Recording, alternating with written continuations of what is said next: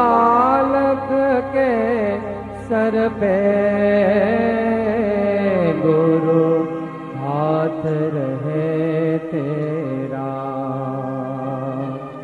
गुरु ऐसे विनय दे दे, गुणगान करूं तेरा।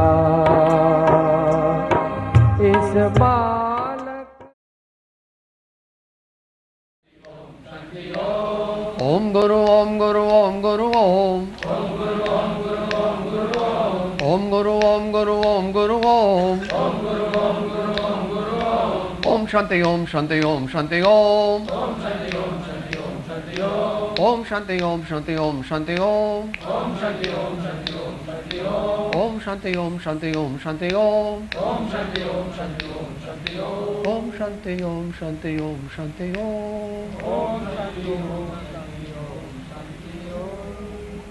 ओंकारं बिन्दुसंयुक्तं नित्यं ध्यायन्ति योगिनः कामदं मोक्षदं चैव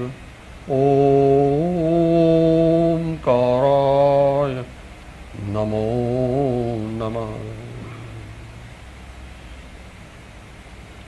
अज्ञानतिमिरान्धानां ज्ञानाञ्जनशलाकया चक्षुरुन्मीलितं येन तस्मै श्री गुरवे नमः। प्रात्परगुरुवे नमः। परम्पराचार्य गुरुवे नमः। परम गुरुवे नमो नमः।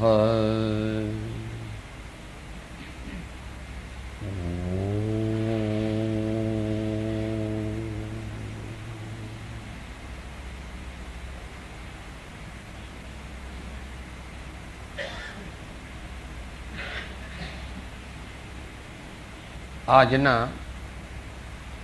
સંક્ષિપ્ત વક્તવ્ય પર આવીએ પહેલા 2 મિનિટ.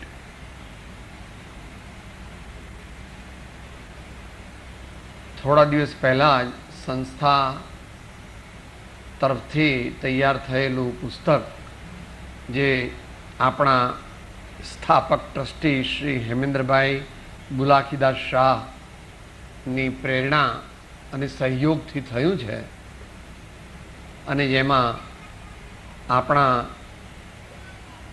સર્વ મુમુક્ષુ ભાઈઓ અને સ્વાધ્યાયકારો સર્વશ્રી ખુશમનભાઈ ભાવસાર, શ્રી મિતેશભાઈ શાહ, શ્રી સુરેશભાઈ રાવળ વગેરે મહાનુભાવોએ ખૂબ પ્રેમ પરિશ્રમ કરીને પ્રગટ કર્યું છે. એમાં બીજું કાંઈ નવીન નથી. એનું નામ છે શ્રીમદ રાજચંદ્ર વચનામૃત સાર.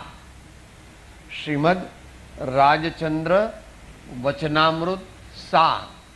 કે આની શી જરૂર હતી? આપણે વચનામૃત તો છે, તો કે એમાં એવો દ્રષ્ટિકોણ રાખેલો છે કે એમાં ટૂંકા ટૂંકા અગત્યના મુદ્દાઓ તારવી અને એમ પ્રયત્ન કરેલો છે કે કૃપાળુદેવ તે માત્ર કોઈ સંપ્રદાયના સંત નથી, તેઓ સાર્વજનિક સંત છે. ખરેખર તો દુનિયામાં કોઈ પણ સંત હોય એ સાંપ્રદાયિક ના હોય, સંપ્રદાયમાં હોય પણ સાંપ્રદાયિક ન હોય. જે સાંપ્રદાયિક હોય તે સાચા સંત ન બની શકે, એ સાંપ્રદાયિક સંત બને. એમના જે કોઈ ગચ હોય, મત હોય, વાડો હોય, જ્ઞાતિ હોય, જે કંઈ હોય એની ક્રિયાઓ કરે અને એના જ શાસ્ત્રો વાંચે. જ્યારે સંત જે છે એ તો તે છે કે જેનામાં સત પ્રગટ થયું છે. સત એ કોઈની બપૌતી નથી. બપૌતી એટલે કોઈના બાપની મિલકત નથી, એ કોઈનો રજિસ્ટર્ડ ટ્રેડમાર્ક નથી. ભગવાન મહાવીર હોય કે ભગવાન બુદ્ધ હોય, ભગવાન રામ હોય કે ગુરુદેવ નાનક હોય, કુંદકુંદ સ્વામી હોય કે એવા બીજા આપણા ભારતની અંદર તો કોડીબદ્ધ સંતોની પણ સેંકડો સંતો થયા છે. તો શ્રીમદ રાજચંદ્ર તે પણ એવા એક મહાન સંત છે જે પોતે કહે છે કે ભિન્ન ભિન્ન મત દેખીએ ભેદ દ્રષ્ટિ નો તે, એક તત્વના મૂળમાં વ્યાપ્યા માનો તે. જે ભાખ્યો તે સગળે એક, સકળ દર્શને એ જ વિવેક, સમજાવ્યાની શૈલી કરી સ્યાદવાદ પણ સમજણ કરી. તો આ મુદ્દાને આપણે ભૂલી ન જઈએ. આપણા એસોસિએટ્સ, આપણા જે કોઈ સાથીદારો હોય, સહયોગીઓ હોય, શુભેચ્છકો હોય, શિષ્યો હોય કે આપણા પ્રશંસકો હોય, તેમને પણ આપણે કહેવું કે ભાઈ શ્રીમદ રાજચંદ્રજી છે એ કોઈ અમુક નાતના કે જાતના જ છે એવું નથી. તો જે ભાઈઓને એ પુસ્તક લેવું હોય એની અત્યારે લિમિટેડ કોપીઓ અહીંયા ઉપલબ્ધ છે. અને જે પ્રમાણેના બીજા બધા ગ્રંથો ઉપર વળતર રાખ્યું છે એવી રીતે એના પર વળતર રાખ્યું છે. પણ વચનામૃતની માફક એની કિંમત તો આશરે 70-80 રૂપિયા છે, પણ તે 10 રૂપિયા જ એની કિંમત રાખી છે. અને એના સહયોગની બધી જે મહેનત અને એનો ઉત્તમ ભાવ એ શ્રી હેમેન્દ્રભાઈએ પોતે ભાવપૂર્વક કરેલો છે. આપણે આપણા પોતાનામાં ના જ એક છે, છતાં પણ આવું દ્રષ્ટિ સંપન્ન કાર્ય કરવા માટે આપણે એમને અનેકશઃ ધન્યવાદ આપીએ છીએ. પરમ કૃપાળો દેવ કી જય.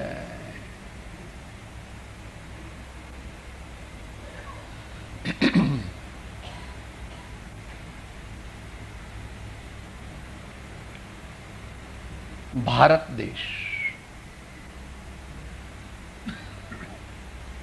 બધા દેશ મહાન છે. અત્યારની વ્યાખ્યામાં તો હજુ આપણે સુપર પાવર કે એમાં આવ્યા નથી, પરંતુ તાત્વિક દ્રષ્ટિએ ભારત પાસે જે છે તે કદાચ નહીં, પણ હું તો એમ માનું છું કે કોઈની પણ પાસે નથી. આ હું ભારતીય તરીકે નથી કહેતો. દુનિયાના ઘણા દેશોમાં હું ગયો છું ને ઘણી બધી વાતો સાંભળી છે, ઘણું બધું વાંચ્યું પણ છે.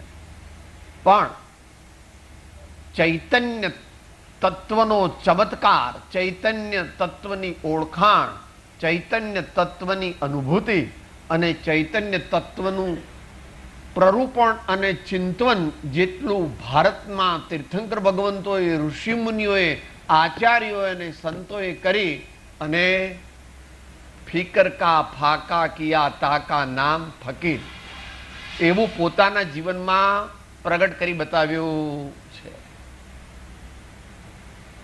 એટલે હું મારા દેશના વખાણ નથી કરતો, ભારત દેશના વખાણ કરું. તે વખાણ શા માટે કરું છું એમાં મારે કંઈ બીજો પ્રયોજન નથી. તત્વદ્રષ્ટિથી તો દુનિયામાં કોઈ ભારતીય પણ નથી ને બિન ભારતીય પણ નથી. આપણે મનુષ્ય જ નથી, તો મનુષ્યના શરીરમાં રહેવા આવ્યા છીએ. આપણે કંઈ મનુષ્ય નથી.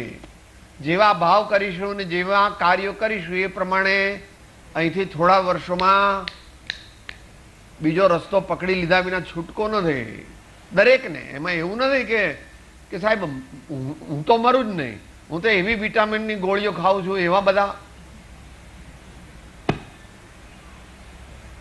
રામ ભગવાનને પણ શરીર છોડવું પડ્યું, મહાવીર ભગવાનને પણ છોડવું પડ્યું, પણ એમનું મૃત્યુ નથી થયું, કારણ કે એમણે તો પરમાત્મા પદ પૂર્ણપણે પ્રાપ્ત કરી લીધું.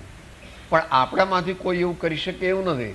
માટે સારા સંસ્કારની વાત જે શ્રી શક્રચંદભાઈએ પણ કીધી, મણિભાઈએ પણ કીધી, એ આપણે આજે વિચારવાની છે. એટલે મહાપુરુષોએ આપણા જેવા હલકા જીવો વધારે ધર્મ તો કરે નહીં, એટલે આવા પર્વની રચના કરી કે ભાઈ દિવાળીની રચના કરી. એટલે દિવાળીને દિવસે તો બધા પ્રેમથી એકબીજાને મળે, સાથે બેસીને મીઠાઈ જમે, પણ સાથે મા બાપને પણ પગે લાગે અને ધર્મગુરુઓને પણ પગે લાગે અને મંદિરમાં પણ જાય. અને અમુક પરંપરામાં તો દિવાળીના લાડુ પણ ચડાવાય છે. આવું એક નહીં, પર્યુષણ પર્વની રચના કરી. આ ગુરુ પૂર્ણિમાની આયોજન કર્યું. ભિન્ન ભિન્ન મહાપુરુષોના જે જન્મ દિવસ હોય છે, આપણે રામનવમી ઉજવીએ છીએ, આપણે જન્માષ્ટમી ઉજવીએ છીએ, આપણે મહાવીર જયંતિ ઉજવીએ છીએ, આપણે નાનક દેવની જયંતિ ઉજવીએ છીએ. નાનક દેવની જયંતિ અને કૃપાળુદેવની જયંતિ એક જ દિવસ છે. 5 મહાપુરુષોનો જન્મ એક દિવસ છે. કારતક સુદ પૂનમ. ભગવાન સંભવના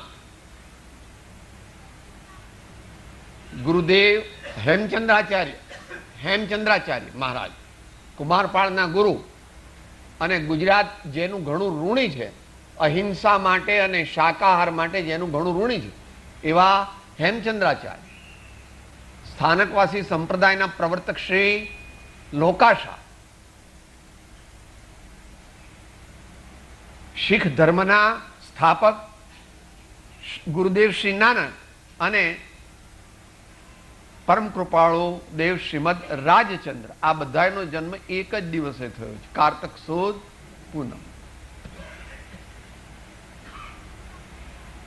પૂનમને દિવસે તો આપણા દેશમાં ઘણા બધા જન્મ્યા છે અને પૂનમના દિવસે જન્મેલા મહાપુરુષો કોઈ અપેક્ષાએ બહુ પવિત્ર ગણાય. એમાં બુદ્ધ ભગવાન પણ આવે છે, એમાં શિવાજી મહારાજ પણ આવે છે અને એમાં વિદ્યાસાગરજી મહારાજ પણ આવે છે. કોઈ વિદ્યમાન સંતનું આપણે નામ નથી દેતા, પણ આ તો એક પ્રાસંગિક વાત નીકળીએ છીએ.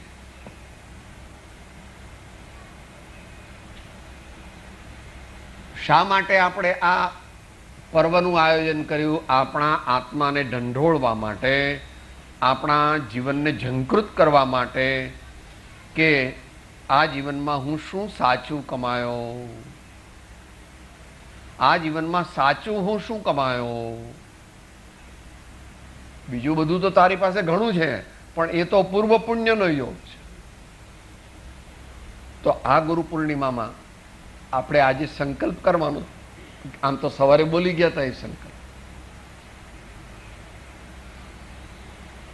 સાચા ઇન્સાન બનવાનું છે. પહેલા સાચા ઇન્સાનમાંથી પછી સાધક બનવાનું છે, મુમુક્ષુ બનવાનું છે, આત્માર્થી બનવાનું છે, એમાંથી જ્ઞાની બનવાનું છે અને એમાંથી આગળ ઉપર જઈને મુનિ થઈને પરમાત્મા થવાનું છે. કે આટલું બધું તો થાય, કઈ વાંધો નહીં. Take your time, don't worry, but work incessantly. કોઈ કાર્ય મોડું થાય, કોઈ કાર્ય કઠિન હોય તો તેથી તેને મહાપુરુષો છોડી દેતા નથી. શું? મહાપુરુષ જ તે થઈ શકે કે જે ઉચ્ચ ધ્યેય રાખી તેને અનુરૂપ સમજણ પ્રાપ્ત કરી અને પોતાની શક્તિને ગોપવ્યા વિના, છુપાવ્યા વિના નિરંતર નિરંતર નિરંતર પોતાના જીવનના ધ્યેયના અંતિમ લક્ષ્ય તરફ પોતાની ગતિ ચાલે જ રાખે છે, ચાલુ જ રાખે છે, ચાલુ જ રાખે. લાંબી મંજિલ છે ને થાક તો લાગે. ગઈકાલ વાત થઈ ગઈ હતી. ગજ ગેંડા કાયર પુરુષ गिरकर नाही उठन, शूर वीर और चतुर नर गिरकर फेरी उठन. હાથી પડી જાય, ગેંડો પડી જાય અને કોઈ એવો અજ્ઞાની જીવ પડી જાય, કાયર પુરુષ, તો એ હવે નથી થવું, હવે નહીં થાય, હવે નહીં થાય, નહીં. બી ઓલવેઝ ઓપ્ટિમિસ્ટિક. ભગવાન તીર્થંકરનો બોધ એ આપણને એસર્ટિવ એટીટ્યુડ આપે છે, વિધેયાત્મક જીવનનો દ્રષ્ટિકોણ આપે છે. સાચા આશાવાદી બનો, નિરંતર ઉદ્યમ કરો અને આગળ વધો. સફળતા નિષ્ફળતા મળવી એ તો વાત જુદી છે, એનો કંઈ વાંધો નથી. સફળતા મળે કે ન મળે પણ પ્રમાણિકપણે મેં પુરુષાર્થ કર્યો કે નહીં એ જોવાનું છે. એમ કૃષ્ણ ભગવાને પણ કહી દીધું કે ભી કર્મણ્ય વાધિકારસ્તે મા ફલેશુ કદાચન. પણ એમણે એક વસ્તુ અંદર ઉમેરી કે યોગ કર્મસુ કૌશલ. યોગ કર્મસુ, આપણે જીવનમાં જે પણ કંઈ કરવાનું આવે તે વેઠની માફક ન કરવું, કરવું ચીવટથી, કરવું ચીવટથી. પણ એ થોડી કળા છે કે કરતા જઈએ ઘરનું કામ પણ તોય પ્રભુને ન ભૂલી જઈએ, સાવ ન ભૂલી જઈએ. કરતા જઈએ ઘરનું કામ પણ લેતા જઈએ પ્રભુનું નામ. એવું એકદમ ન થાય, પણ ધીમે ધીમે ધીમે ધીમે ધીમે. માતાઓ તો કરી શકે છે, એમના લગ્ન થઈ જાય ને સાસરે જાય તો પણ મા બાપને ભૂલી જતી નથી. ગમે ત્યારે પણ એવું કામ હોય ખાસ તો કે બાપુજી આવું છું, કાલે જ આવીશ, જે હોય તે. દુહિતા કહે છે એને. દુહિતા બે કુળને ઉજમાળ કરી શકે. ભાઈઓને એટલો રાઈટ નથી એ પોતાના બાપાનું નામ અમર કરી શકે એમ કહેવાય, પણ માતાઓ તો પોતાના મા બાપનું નામ પણ અમર કરી શકે ને પોતાના સાસરા પક્ષનું નામ પણ અમર કરી શકે એવી એમનામાં સહન શક્તિ ભગવાને આપી છે. એટલે એમને ઘણીવાર આપણી સંસ્કૃતિમાં તમને પૂજવામાં આવે. શક્તિ રૂપે માતાની પૂજા થાય. હંમેશા કોઈ પણ વસ્તુને આધ્યાત્મિક દ્રષ્ટિએ સમજીએ ને તો આપણે એને ટીકા ન કરીએ. એકદમ આપણે ઉતાવળ કરીને આગળ આ બધા ખોટા છે, આ બધા ખોટા છે, આ બધા નકામા છે, આ બધાને એમ શાંતિથી વિચારો. તો ગુરુ પૂર્ણિમાના દિવસે મુંબઈના ભાઈઓએ એવો એક સંકલ્પ કર્યો કે ભાઈ, અથવા અત્યારે તો વિચાર પ્રગટ કર્યો છે, હવે સંકલ્પ થશે કે અમને એક ઘનિષ્ઠ સાધનાના થોડા દિવસો મળે વર્ષમાં, તો એને માટે સંસ્થા તૈયાર છે અને અમે બધા પણ તૈયાર છીએ. આપણે આપણા જીવનમાં સાધના કરવાની જ છે. સાધના કરવાની. સાધનાથી ઘણીવાર આપણે બીએ છીએ. સાધનાથી બીવાનું નથી. સાધના એટલે ખરેખર તો શું? હમ તો કબહુ ન નિજ ઘર આય, હમ તો કબહુ ન નિજ ઘર આય. આધ્યાત્મ કવિ કહે છે, અનંતકાળ વીતી ગયો પણ કોઈ દિવસ હું મારા પોતાના ઘરમાં આવ્યો નહીં. બહાર રખડ્યો, બહાર રખડ્યો, બહાર રખડ્યો, બહાર રખડ્યો.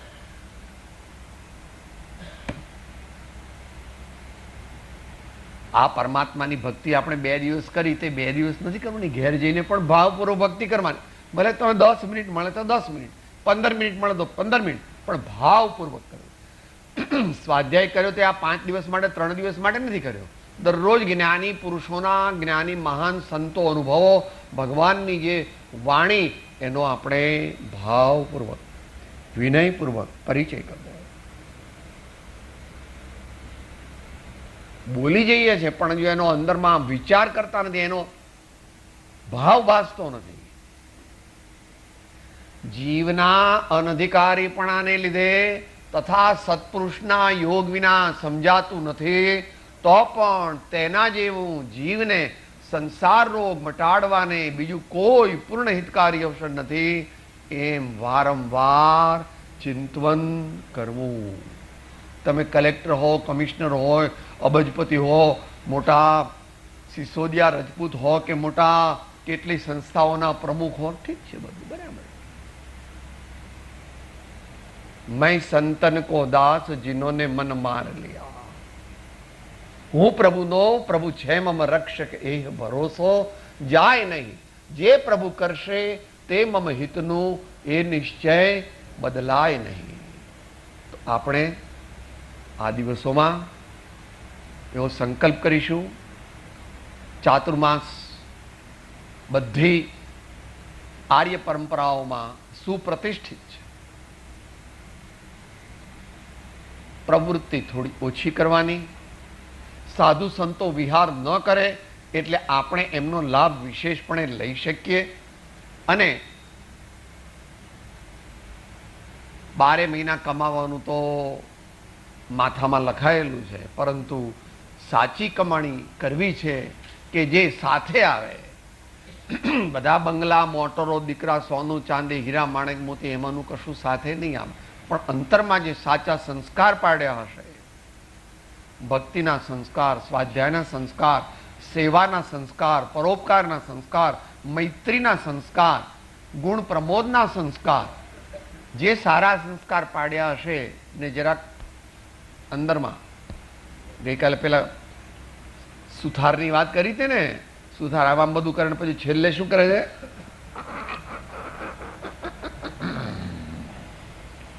એટલો ટાઈટ કરે છે સ્ક્રૂને કે એ નીકળે. આપણે પણ જો આપણે સતના સંસ્કાર ટાઈટ કર્યા હશે તો બધા લોકો આને તો બાળશે, આને તો બદલીને એને પોતડી પહેરાવી દેશે, આને પણ બાળશે, બધાને બાળશે, પણ આપણા સંસ્કારને બાળી શકશે નહીં, એવું સર્વજ્ઞાની ભગવંતોએ કહ્યું છે. મહાવીર ભગવાને એને વધારે વૈજ્ઞાનિક રીતે કહ્યું છે કે ભાઈ તૈજસ શરીરને કાર્મણ શરીર તે સાથે ને સાથે જ હોય, માત્ર જ્યારે સિદ્ધ થઈશું ત્યારે એ નહીં હોય. તેથી આપણે સિદ્ધ થઈ જવાના.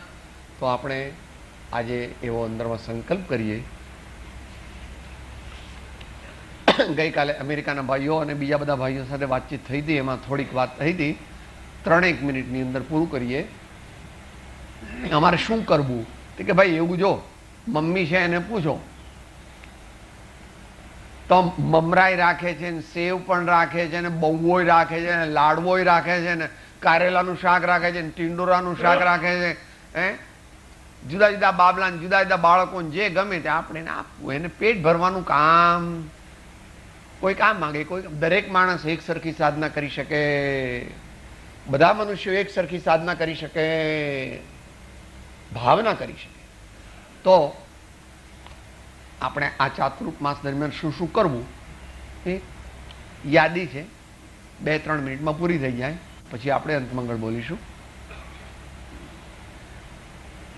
દેહાધ્યાસ ઘટાડવા માટે શરીરમાં હું બુદ્ધિ થઈ ગઈ છે, તો શરીરને સાચવવાનું છે, પણ શરીરની આળ પંપાળ કરવાની.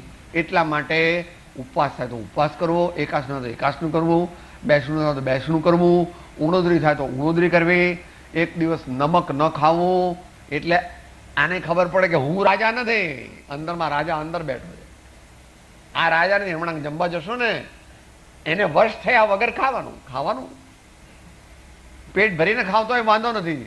આજે એવું બધું બનાવ્યું હશે કદાચ ટ્રસ્ટી ભાઈ, મને ખબર નથી, પણ રસ પણ કોક વાર છોડવા.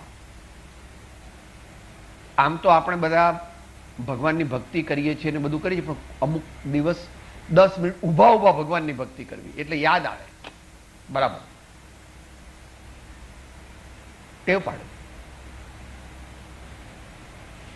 અને કાયોત્સર્ગ પણ કહે છે, વ્યુત્સર્ગ પણ કહે છે. ઊભા ઊભા ભગવાનનું ગુરુનું સ્મરણ કરવું, એમનો જાપ જપવો, એમનું નામ લેવું, એમના સ્તોત્ર બોલવા.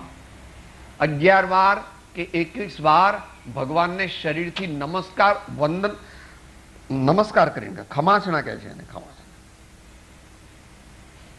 વાંકા વળીને. કોઈ બહુ ઉંમર ન હોય તો જેટલું થાય વળાય એટલું વળવું. પંચાંગ નમસ્કાર કરો, અષ્ટાંગ નમસ્કાર કરો, સાષ્ટાંગ નમસ્કાર કરો, જે નમસ્કાર કરો એ ભગવાનને એવી રીતે આપણે પંચ પરમેષ્ઠી સત્પુરુષોને વંદન કરવા. ભોજન સમયે કોક વાર એવું કરવું કે આજે 3 જ વસ્તુ વાપરીશ, અથવા 4 જ વસ્તુ વાપરીશ, અથવા 5 જ વસ્તુ વાપરીશ.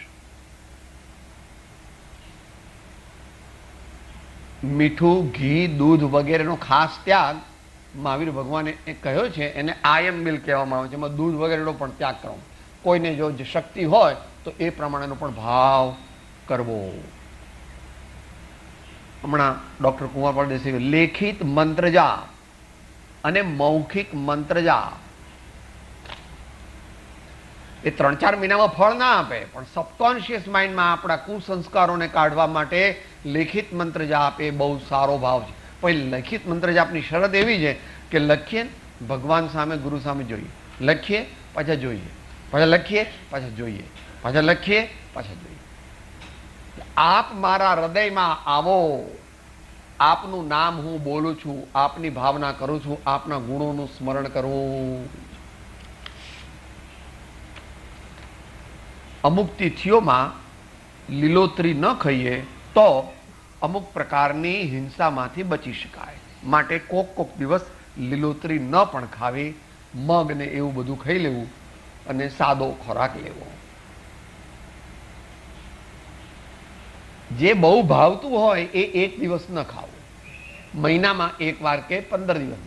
કે સાહેબ દૂધપાક આવે એટલે મારું બાસુદી આવે, મહેસૂબ આવે, ગુલાબજાંબુ આવે, રસ હોય કે સાહેબ મને ભૂખ તો લાગી હોય બે વાડકીની, પણ 4 વાડકા કહીજો, ન ખવાય. તબિયત પણ બગડી જાય, ડોક્ટરો ના કહેશે. ભાવતી વસ્તુ કોક વાર ન લેવી, એટલે એને ટ્રેનિંગ મળે મનને કે મારું ધર્યું બધું નહીં થાય, હું આત્માનો સેવક છું. મન એ આત્માનો સેવક છે, શરીર તે આત્માનું સેવક છે. અને આજકાલ ચોમાસામાં રાત્રિ ભોજનમાં જરા જીવજંતુ વગેરે પડવાનો સંભવ છે, એટલે બને ત્યાં સુધી રાંધેલું ભોજન રાતના ન લેવું. જેનાથી થઈ શકે તો 13 કે 24 કરે તો બહુ સારી વાત છે.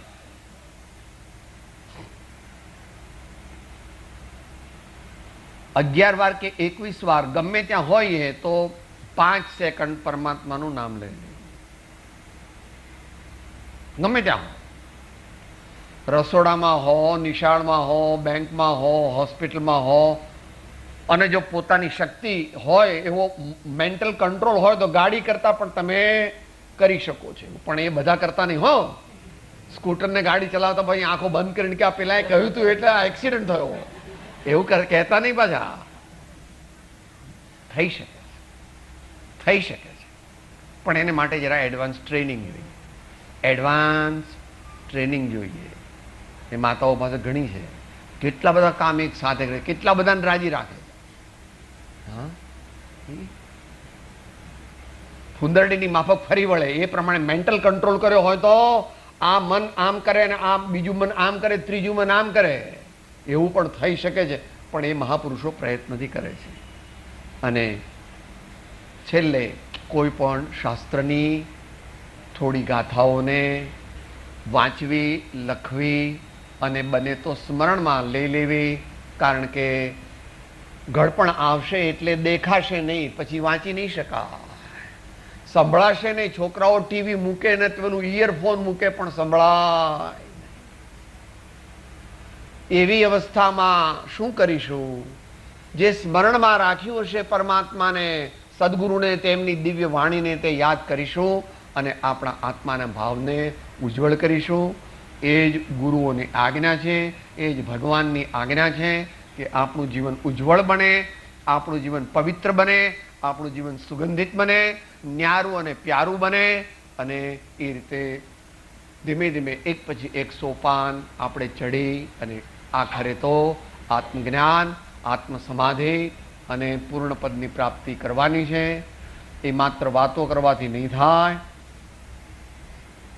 માત્ર પ્રવચન આપવાથી પણ નહીં થાય, પ્રવચન માત્ર સાંભળવાથી પણ નહીં થાય. પણ નાનો એક સંકલ્પ કરીશું તો એ વ્યક્તિગત સ્તરે જેને જે નિયમ લેવા હોય તે અત્યારે મનમાં ધારી લે. આજે તો ટાઈમ ઓછો હશે, પણ પછી ધીમે ધીમે એક નાનો નિયમ તે ધીમે ધીમે આગળ વધીને આપણને ચારિત્રની દશાને પ્રગટ કરાવશે. પરમાત્મા આપણને શક્તિ આપે. સર્વજીવોના કલ્યાણની ભાવના સાથે પૂર્ણાહુતિ કરીએ. સર્વથા સહો સુખી થાવો, સમતા સહો સમાચરો, સર્વત્ર દિવ્યતા વ્યાપો, સર્વત્ર શાંતિ વિસ્તરો. ઓમ શાંતિ શાંતિ શાંત. સદગુરુને પરમ કૃપાળુને ત્રિલોકનાથ કી સબ સંતન કે જય. આનંદનું સૂત્ર સાથે બોલીશું. હું આત્મા છું, આપનો સેવક છું, સૌનો મિત્ર છું. હું આત્મા છું, આપનો સેવક છું, સૌનો મિત્ર છું. હું આત્મા છું, આપનો સેવક છું, સૌનો મિત્ર છું. ઓમ